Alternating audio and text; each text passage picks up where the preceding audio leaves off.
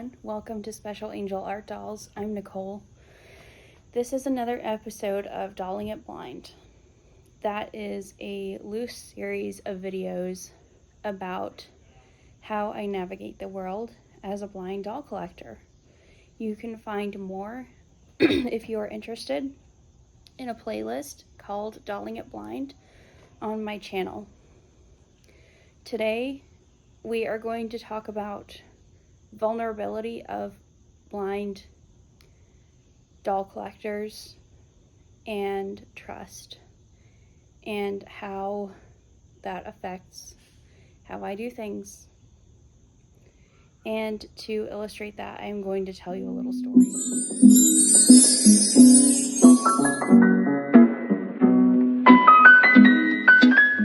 Alright, so here I have a little overhead view of my little pointy-eared baby that I have called Talila.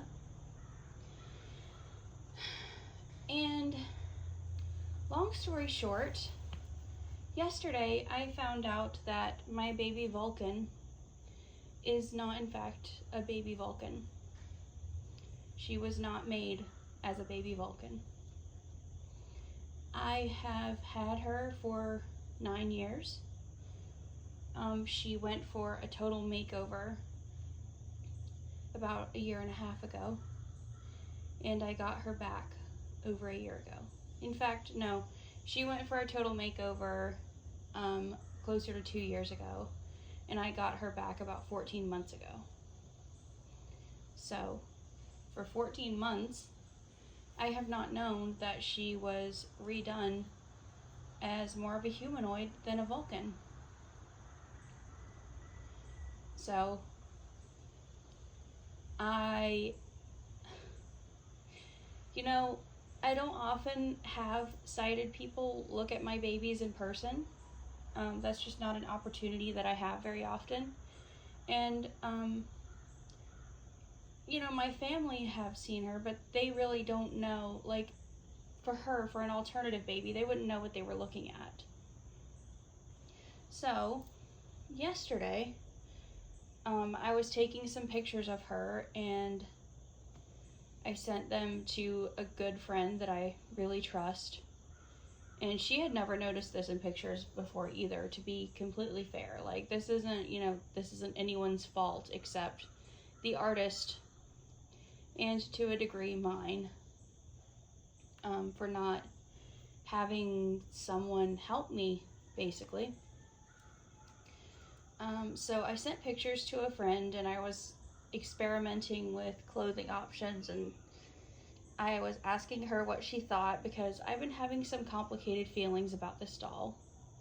This doll was the only one that my ex-husband really cared about. She was our special thing, and she was our baby Vulcan because he is a huge Star Trek fan, and he introduced me to Star Trek, and I became a huge Star Trek fan because of him. So, yeah, and when she was originally made, she was a perfect little Vulcan. Sorry about the child crying in the background. I'm outside because I wanted to do this in natural light. So, yeah, she was a perfect little Vulcan. She had, like, diagonal line eyebrows. She had Spock's classic sort of pale skin tone with greenish undertones and dark hair. She even kind of had a haircut, like a girl version of his. And when I sent her back to have touch-ups done, first of all, I offered to pay. I asked her artist for a quote to get touch-ups done. By this point, I'd had her for 7 years. And she had received a lot of love, and she had lost, like, most of her paint and some of her hair. So I asked her artist to quote me a price for touch-ups, and she said, "Oh no, I stand by my work. I'll do it for free." I was like, okay. I mean, we were always hard up for money, so, all right. So she gets the kit back, and she strips the kit, and she says, "What would you think if I just did her like a normal human baby?" And I spoke up, and I I said that that was not what I wanted, because that would completely negate the purpose of this doll for me. The purpose was to have a baby Vulcan, and she was the only one that I felt like I could really share with my husband. She was the only one that he cared about. And, you know, in retrospect, I can see that he was caring about less and less that had to do with me. And I was clinging to that desperately. Anything that he still cared about, I was clinging to. Because I was feeling more and more isolated and more unloved. So she said, okay. And I said, if you want to change up the color palette, that's absolutely fine. Not all Vulcans are pale and dark haired.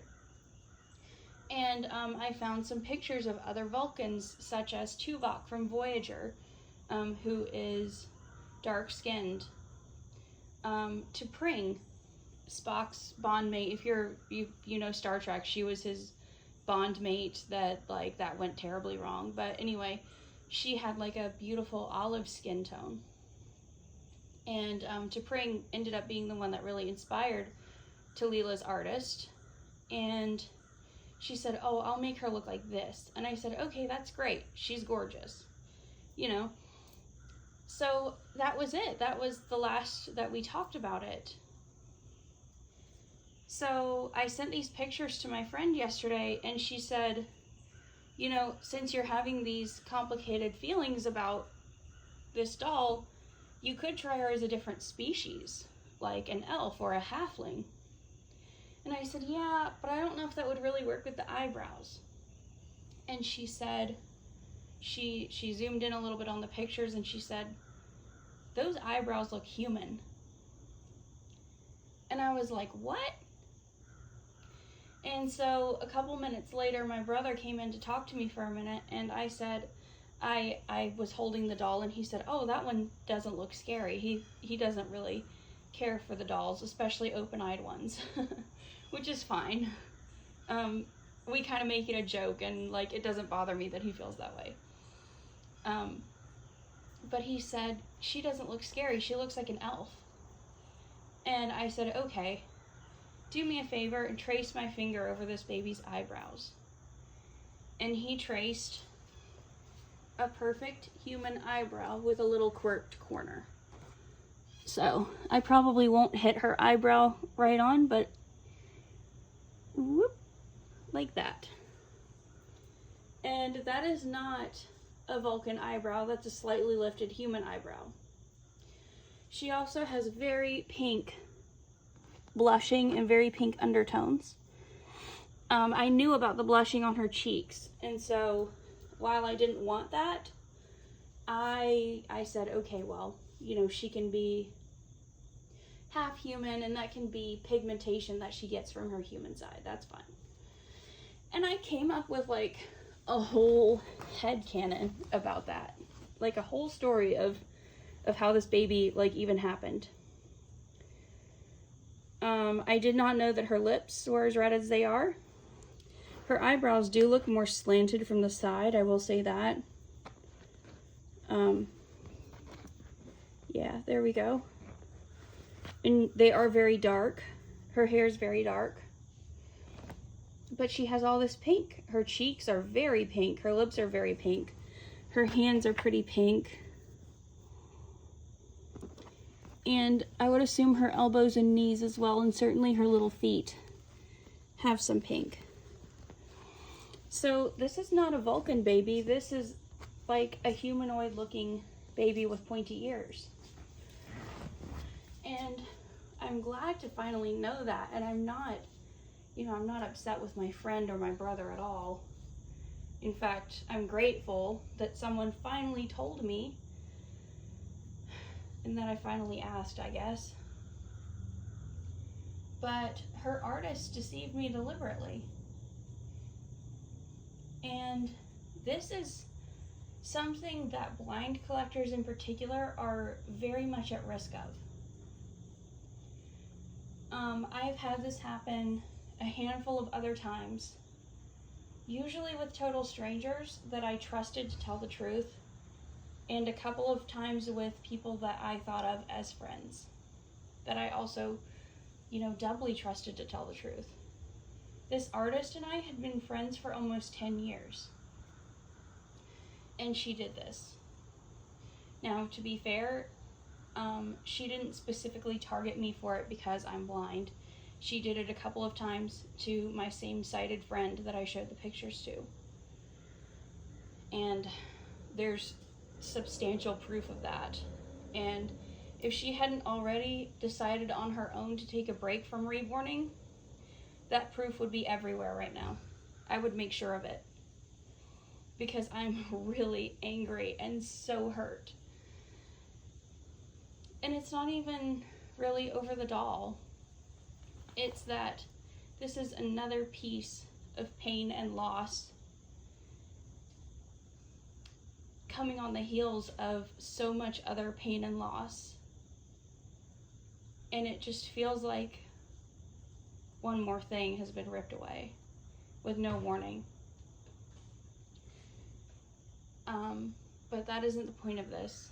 The point is that if you're an artist or a seller and you're working with someone who is blind, please don't deceive them just to make a buck, just to look good, just to whatever. Don't tell them something and then do the opposite. A lot of us are really isolated and we don't always have people to check our work, or to check your work, to check what we get. We don't always have people to look at our dolls in person. Don't do this. And if you're a blind collector, always find someone to check your work. If you can't find someone, pay someone. And be careful, don't just ask a stranger. Ask someone you trust. Explain what they're looking at. If they don't know dolls, that's fine. Explain what they're looking at. Ask about details. Check behind people, because people suck. Okay. So, and one more thing. If you have a friend who is blind, who is visually impaired, who is in this with you, check up on them. I'm not advocating for sighted people to be used. Blind people, don't just use sighted people as your pair of eyes and then not talk to them outside of that. That's horrible. Actually have a relationship with people. Unfortunately, I've known a lot of people who have done this. Don't do it. But sighted people, if you have a friend who is blind, check up on them. If you see something off in a picture or a video or anything, tell them. If you can tell them privately, that's great. If you can't, still tell them. Don't worry about embarrassing them. We will 9 times out of 10 be grateful for the information you give us, because we can't get it any other way. And one last note for blind collectors. If you really cannot find anyone to check your work, sorry, I keep saying your work. I'm not doing this well. I'm sorry, guys. If you can't find someone to check what you're getting, then stick to factory-made dolls. Because with them, the quality is controlled. And you kind of know. I'm not saying the Chinese companies that do the knockoffs, no, don't do that. The quality varies wildly, and that's just aside from ethical issues. Don't do that. But Paradise Galleries is a really good one. Their quality is really consistently good these days. Ashton Drake is getting better, although they're a little more iffy, to my understanding. But if you really cannot find someone to help you navigate the reborn world, I would stick to that.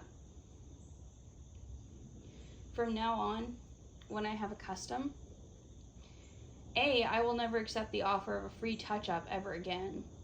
because there's nothing that I can do about this. My hands are tied. But B, I will always have someone check behind the artist. I don't care if it makes anybody mad. I don't care what kind of feelings there are about it. I will do it. I will ask for help, even though I hate asking for help, because this is not worth it. I now have a doll that I didn't want, that I, have a very long attachment to.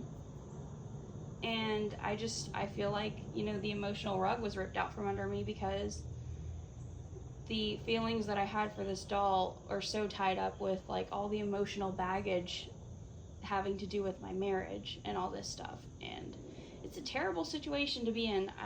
I'm going to just put her in a box and pack her away for a while. She may come back as a baby elf. I may decide to have her stripped and redone the way I wanted her to be done, or she may be looking for a new home. I just don't know. But I have always been silent about this. I've been in the reborn world for 10 years, and I've been silent about it. And I'm not going to be silent anymore. This is a real thing that happens, and it doesn't just happen to me. I've known other people that it's happened to, and I'm done. I'm over it.